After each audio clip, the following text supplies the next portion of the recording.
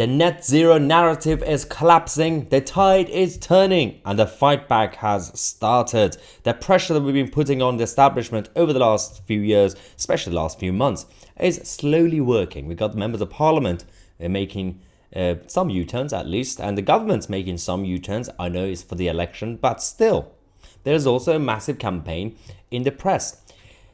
It's the Sun, yes. The Sun has started a campaign, of all places.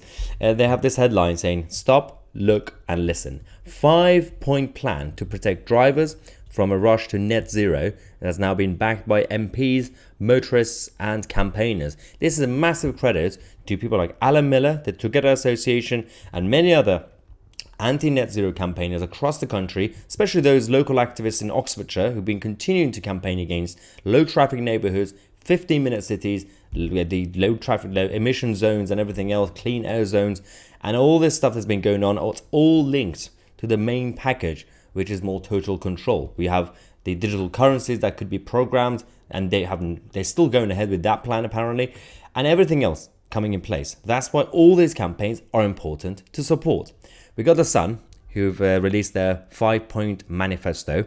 Now, I would go further than what they're announcing this, but it's still a good start. They said, no ULEZ expansion in London or nationwide. I would go no ULEZ at all. 2, no low traffic neighbourhoods where public objects. I would say just have a national policy on it, in your manifesto, and just if you don't get elected on it, don't do it. 3, delay on 2030 diesel and petrol car ban until the country is ready. No ban, just allow technology and society to progress and advance naturally, organically. If people want to buy electric cars, let them do it. Done. 4, scrap the edict that 22% of car sales must be electric by 2024. Yeah, that's good. 5, no new green motoring stealth taxes and a fuel duty freeze. Again, so there's so much you can actually do, so much you can add, because these campaigns are more short-term to protect the motorists, and we know that. But there's a whole package that's affecting every single person in the country, whether you have a car or not, whether you live in a city or in a village. It's going to affect every single one of you, including when it comes to the gas boilers. That campaign is still going on. There's so much. The green taxes on every single citizen in this country, all of that has to stop. Now, as I said, this is a massive, massive credit to the anti-ULEZ campaigners, anti-LTN campaigners, and everybody else around the country who've been fighting back, and the fight continues. But we also had the Net Zero Watch, who also tweeted this, saying, "We now have MPs, peers in the House of Lords, motoring campaigners, and everybody who last night backed the Sun's 5-point manifesto, calling for drivers to be protected from a rush to net zero before the country is ready."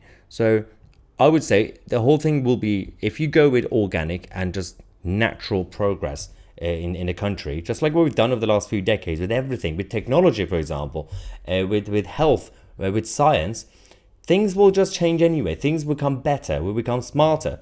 You don't have to accelerate the plan to create your Star Trek utopia, because every time they say utopia, it's always a dystopian future, because they're not going to get harmed. The people at the top, they're going to have their money, they're going to have their power, and they can just always get away with it.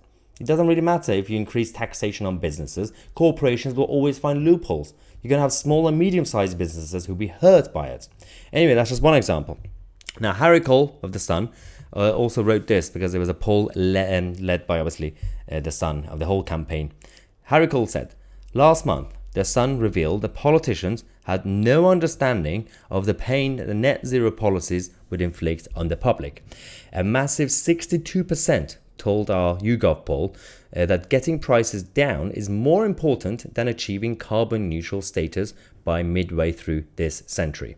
Since then, ministers and Rishi Sunak, as we told yesterday, have launched a review on clobbering motorists, with dozens of Tory MPs demanding changes. A whopping 85% of Brits polled said that politicians setting these rules had no grasp of the financial pressures facing the general public. Half of the public said no to the 2030 ban on the sales of new petrol and diesel cars that will force drivers to switch to pricey electric cars. Also, they explode. The Prime Minister is sticking to the target despite hinting that it could be eased. Again, all these changes that we're now getting from the government is because since Tony Blair and his government, New Labour, successive governments since then and politicians have been operating on focus groups and opinion polls. That's the issue, because they're so out of touch with society that they need advisors and opinion polls and focus groups to tell them what they think the country is feeling. And that's why it doesn't work. So it's not just because the election's coming up, it's also because they're looking at all these polls saying, oh, maybe it's not popular to go that way. Let's just slowly change the direction without telling people. Now, manufacturers are also worried that they will not have enough time to ramp up their production. Toyota said last week that it was not objecting to the ZEV mandate, but called it challenging due to its quick introduction timing. Honda said, we are concerned that we still have not had sight of the detailed rule for the ZEV. And again, this is about bringing down emissions for cars. And there are all these mandates. Everything is about mandates these days. Over the last few years, governments don't really just do policies. They don't really just create guidelines or regulations. They create mandates. Yes, everything has to be mandatory. They're no longer advisory. Everything has to be mandatory because everything has to be controlling the sheep in the country. And the more we continue to vote the same way, the more they're going to continue to do the same approach. Now, let me know your thoughts in the comment section. I'm Mahyar Tousi, and we are the media.